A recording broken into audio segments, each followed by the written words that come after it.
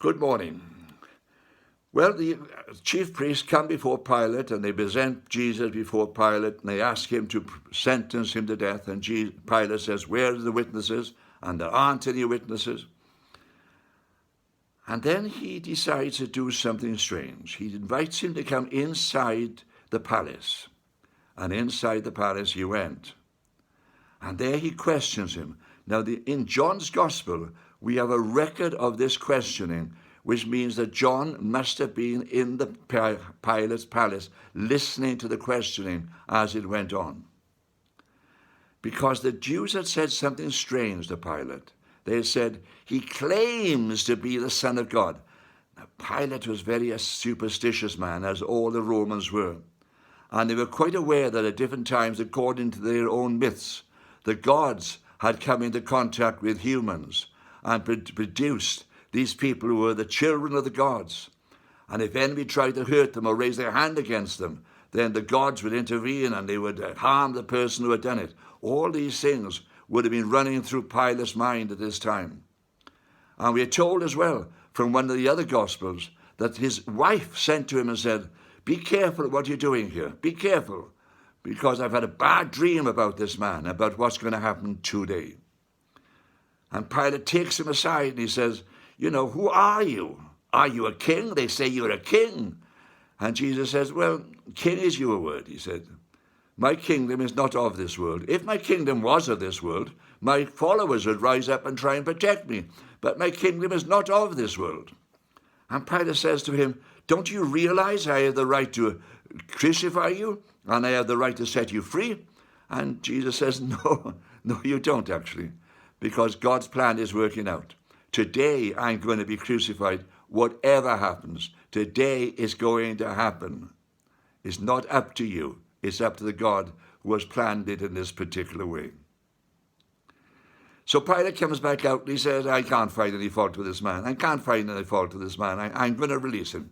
"No," they said, "no, you can't do that." "Well," he said, "you need some sort of punishment, so I'll hand him over to be flogged." A strange decision if he thought he might be innocent. But he had to appease the crowd and he had to appease the high priest. So he hands him over to be flogged. Now, this wasn't a simple flogging. This was a scourging. The scourge they used had little bits of nails and glass in the end of it. And as they whipped the body, it would tear the flesh off the body. People often died under this type of scourging. It wasn't 10 strokes. It wasn't 39 strokes.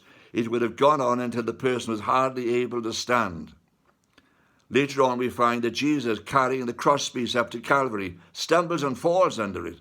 And we say, this is a strong, young, healthy man. Why is he stumbling and falling? Well, he's been scourged. He's been scourged. Many people would have been so weak at this point, they wouldn't have been able to even pick up the crosspiece in the first place. And not only that, but they took thorns. Now, these are not small thorns we find in this country, but large, spiky thorns.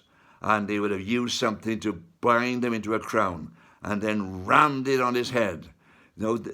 They were trying to degrade him terribly, so that when people looked at him, they couldn't really ask for any more in punishment.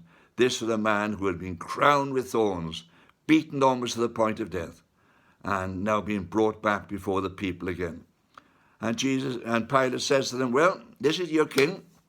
Now he says, "It's the feast of Passover, and on the feast of Passover, according to your own rules, you should have one person released for you. I've got one person," well, he had 3 people in prison waiting for crucifixion that particular day. One was Barabbas and probably 2 of his companions. These were bandits that had been caught by the Romans. They were going to crucify them that particular morning as a warning to anybody else who had caused trouble. He said, "I got this leader of these bandits we've caught, Barabbas, and I've got this person called Jesus who claims to be a king. Which one do you want?" He'd been scourged. He thought that people would have sympathy on a man who was so crippled in this way. But they say, "No, we must stop this man. We must stop them." And again the cry goes out, "Give us Barabbas. Give us Barabbas. Crucify Jesus. Give us Barabbas." Pilate doesn't want to do it. You see, there are no witnesses. He would appease the crowd by flogging him, but to crucify him, Well, he was a legal man, and the Romans were very legal people, and he knew this was against the law. So then they come back to him. He said, should I crucify your king? And the clever answer comes back. They say, we have no king but Caesar. This man's not our king. This man says he's a king. We have no king but Caesar. And Pilate knew he was in big trouble. He had been appointed by Sejanus, one of the Roman Senate, to be a procurator in Judah. Sejanus had fallen foul of the emperor and had been told to commit suicide.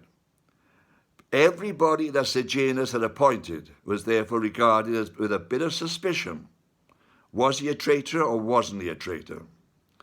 And as Pilate begins to think about this, he thinks if they send a report to the Caesar in Rome and say to him that they brought somebody before me who claimed to be a king and I didn't execute him, then I'm really going to be in trouble and I'm going to have trouble myself. So he gives the order, washes his hand, saying, I don't find this man guilty, but I wash my hands of it, and hands him over to be crucified. We continue tomorrow.